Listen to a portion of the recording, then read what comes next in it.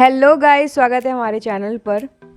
तो इस व्लॉग में हम जानेंगे पूरी जानकारी अपने दिल्ली टू मनाली ट्रिप के बारे में।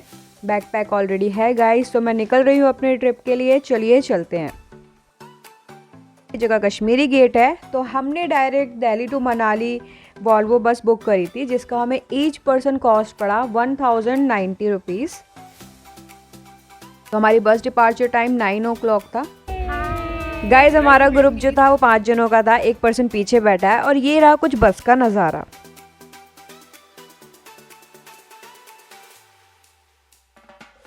फर्स्ट स्टॉप आने वाला है। फर्स्ट स्टॉप हमारा गुन्नौर था।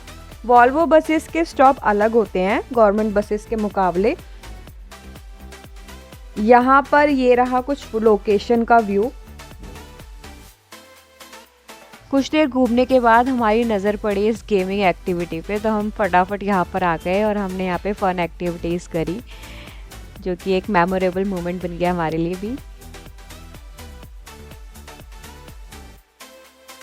तो चलिए guys, back in the bus. बज गए थे 11:28।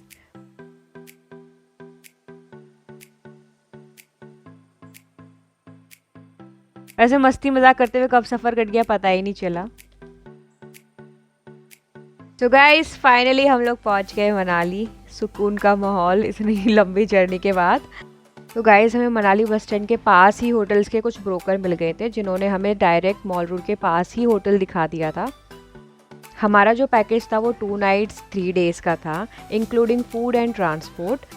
और उन्होंने 2600 फॉर ईच पर्सन ये पैकेज चार्ज किया था। मैं होटल का लिंक अपने डिस्क्रिप्शन में मेंशन कर दूंगी, जब तक आप रूम टूर हमारा कर सकते हैं। और हमारा डे 1 की स्टार्ट होती है मनाली में, जिसको मैंने शुरुआत करी इस भले मानुस को पीट के। आप इसका अपोजिट ले सकते हैं, कोई भला मानुस नहीं है। तुम लोगों ने कबड्डी खेली है ना, मेरा पर्स का है। तो ये रहा गाइस हमारा सेम डे का व्यू। और सेम डे ही हम तैयार होके कुछ घंटों बाद हिडिंबा देवी टेम्पल के लिए चले गए। हम सब ने प्लान किया कि हम लोग पैदल ही जाएंगे देवी के टेम्पल, क्योंकि ज़्यादा दूर नहीं था। से अगर कोई जाना चाहे तो मॉल रोड से सीधा देवी के टेम्पल जा सकते हैं। ऑटो वाले 100 रुपीज़ चार्ज करते हैं उसका। गाइस ये मेरा सबसे फेवरेट तिब्बतियन फूड है, लाफिंग। हमें रास्ते में ही एक बुद्ध का टेम्पल मिला था, जिसके बाहर ये स्टॉल्स लगे हुए थे, जो कि मेरी सबसे फेवरेट डिश है, तो मैं रोक नहीं पाई बिल्कुल। फिर के अंदर उन्होंने अपनी रेड चटनी, जिंजर पेस्ट और सोया के साथ वाई डाल के उन्होंने कट करके दिया था। तो देवी के मंदिर जाते हुए हमें दिखे रास्ते में ये कुछ साइंस, जिसने हमें काफ़ी हेल्प करी रास्ता ढूंढने में। बाकी वहाँ के जो लोकल्स थे उन्होंने भी हमें बहुत अच्छे से गाइड किया। रास्ते में जो ये विजुअल थे, ये सीनरिक मोमेंट थे, मतलब ये हमें ऑटो में नहीं मिल पाते। अगर हम ऑटो में जाते तो हम बहुत खुश थे कि हमने ये डिसीज़न लिया कि हम पैदल जाएंगे देवी के मंदिर। हम पूरे 1 से 1.5 घंटे पैदल चले और फिर उसके बाद हमें ना एक रास्ते में रेस्टोरेंट मिला था। रेस्टोरेंट बहुत यूनिक था, वहाँ की डिशेस भी काफ़ी अच्छी थी। हमने वहाँ पर से पिज़्ज़ा ट्राई किया था। पिज़्ज़ा काफ़ी टेस्टी लगा और क्वालिटी वाइज भी बहुत अच्छा था। ये थोड़े से रेस्टोरेंट के विजुअल्स हैं। थोड़ी देर और पैदल चलने के बाद हम पहुंच गए हिडिंबा देवी मंदिर। ये गेट एंट्री है, मेन गेट, और थोड़ा सा रास्ते का विजुअल है। हमें यहाँ पहुंचते हुए 4 बज गए थे लगभग।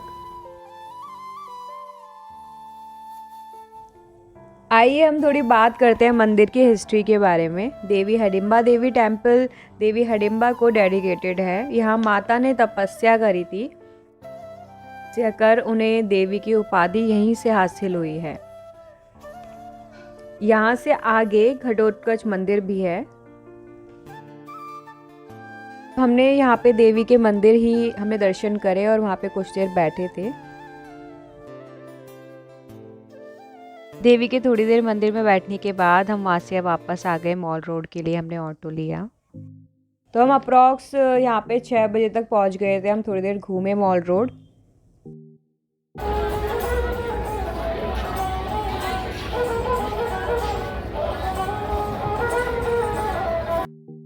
गाइस जस्ट एक इम्पॉर्टेंट बात है, अगर आप मेन मार्केट से शॉपिंग करते हैं तो ऑब्वियसली आपको थोड़ा कॉस्टली मिलेगा।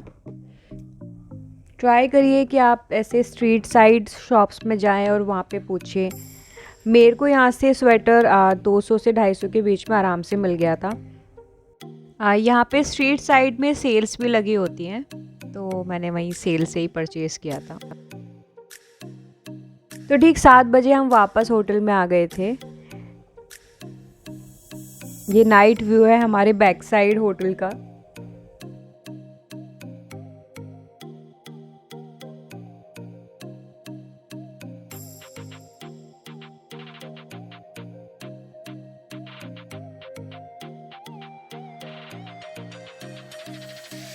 तो गाइज़ वापस आने के थोड़ी देर बाद ही हम चले गए थे डिनर के लिए। डिनर इन्हीं के ही कनेक्टेड दूसरे होटल में होता है। उस दिन खाने में चावल, दाल, शाही पनीर, मिक्स वेज और सेवई थी। हाँ गाइस, नान भी थी। सो गुड नाइट गाइस, मिलते हैं कल सुबह। और कल सुबह हम उठते ही सीधा मॉर्निंग वॉक के लिए निकल गए थे, जहाँ पे हमें मिला ये भूटानी डॉग और उसने हमें बिल्कुल भी भाव नहीं दिया। देर वेट करने के बाद हम 9:30 बजे निकल गए थे, जो कि हमें ट्रांसपोर्टेशन प्रोवाइडेड था, तो सीधा हम अपने टाइम पर निकल गए। फर्स्ट जो है ये चेक पोस्ट था रास्ते में, जिसका नाम मैं भूल गई, सॉरी गाइस। उसके बदले आप एक गाना सुन लीजिए। 1 2 3 start. Okay, I'm singing. Solanki यहाँ पे गाना गाने वाली है। Okay. मायने मेरे शिमले दी राही चंबा कितनी दूर है, चंबा कितनी दूर। जो हमारी फर्स्ट डेस्टिनी थी वो रोहतांग पास थी। तो मैं आपको पहले ही बता देती हूँ, यहाँ पे पैराग्लाइडिंग का ये सिस्टम था। वो लोग चार्ज कर रहे थे 4000 फॉर ईच पर्सन, जिसकी टाइमिंग होगी 3 मिनट। और सेकंड जो राइड थी वो 1.5 मिनट की थी, उसके ये लोग 2000 रुपये चार्ज करते। और मुझे दूर से ही ना ये पत्थर बहुत स्पार्कलिंग से चमकते हुए दिख रहे थे, तो मैं ऐसे आके चेक कर रही थी कि ये क्या है।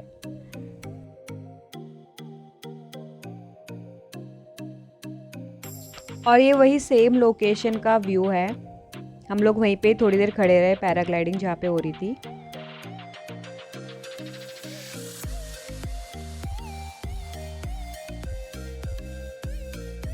रास्ते में ही यहाँ पे पैराग्लाइडिंग का पॉइंट था, तो उन्होंने गाड़ी रोकी थी उस टाइम पे। हमने नहीं करी थी ये गाइस, क्योंकि यहाँ से नीचे ये उतारते और फिर लैंड करके वापस ऊपर आना पड़ता। ने ये इसकी एक विजुअल रिकॉर्डिंग करी है, आप देख सकते हैं, और देखकर मेंटली पैराग्लाइडिंग कर लीजिए।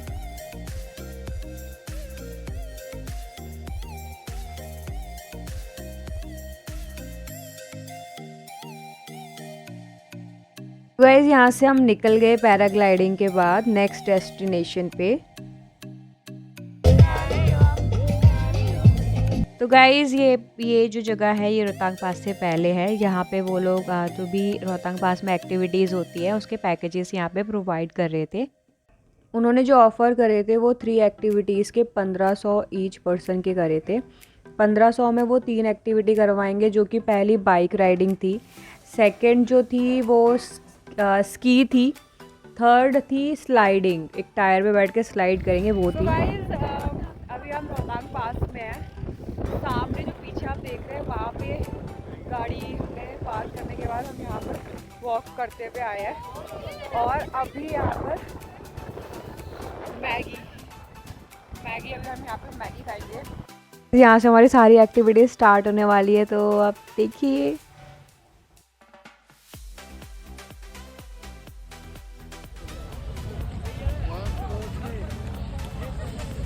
अरे अरे अरे अरे चालू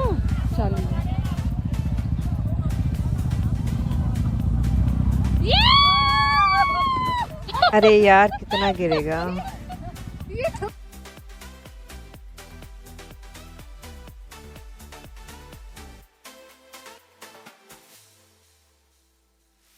तो गिरते फिरते सारी राइड्स के बाद अब हम यहाँ से निकल रहे हैं रोहतांग पास से।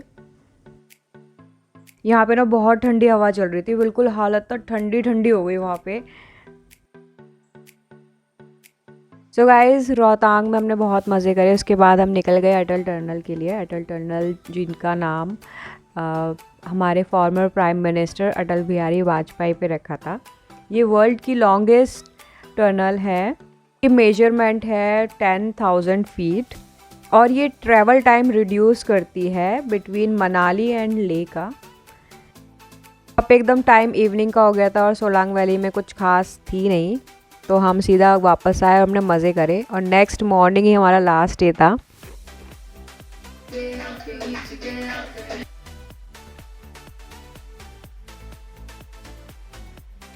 हे guys, welcome back to my channel. और आज हमारा लास्ट डे है यहाँ पे। तो गाइस हमारा लास्ट डे का प्लान कुछ ऐसा था कि हम यहाँ से कुल्लू कसोल जाएंगे। कसोल से हम मणिकरण दर्शन करने के बाद वो सीधा हमें बस स्टैंड उतारेंगे कुल्लू के, और वहाँ से हमें बस मिल जाएगी दिल्ली के लिए। हम निकल जाएंगे। दिल्ली के लिए टिकट्स हमारे होटल वालों ने ही अरेंज कर दी थी।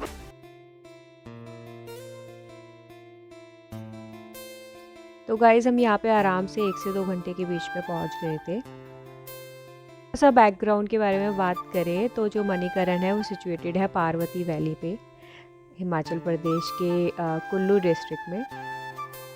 ये जो जगह है ये कसोल से 4 किलोमीटर दूर है। मैंने जो यहाँ पे जाके ऑब्ज़र्व किया, एक्सपीरियंस किया, वो ये है कि यहाँ पे 2 अलग अलग धर्म है, सिख और हिंदू के, और दोनों ही धर्मों की ना अपनी अपनी स्टोरी है। अगर आप चेक करेंगे नेट पे तो आप भी समझेंगे। यहाँ पे गुरुद्वारा और मंदिर दोनों साथ में बने हुए हैं, और जो एक यहाँ पर चीज़ सिमिलर है वो है नेचुरल हॉट वाटर रिसोर्स।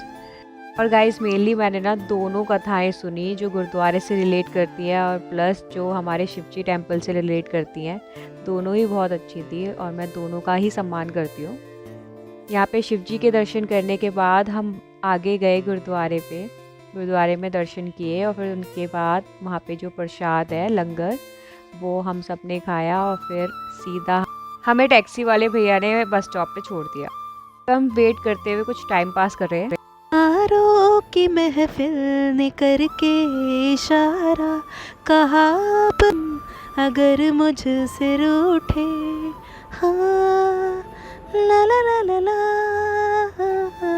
कसम है तुम्हें तुम अगर मुझसे रूठे, रहे सांस जब तक ये guys thank you for watching. अगर आपको वीडियो अच्छी लगी हो तो आप लाइक, शेयर और अपने फीडबैक्स कमेंट कर सकते हैं। Bye bye.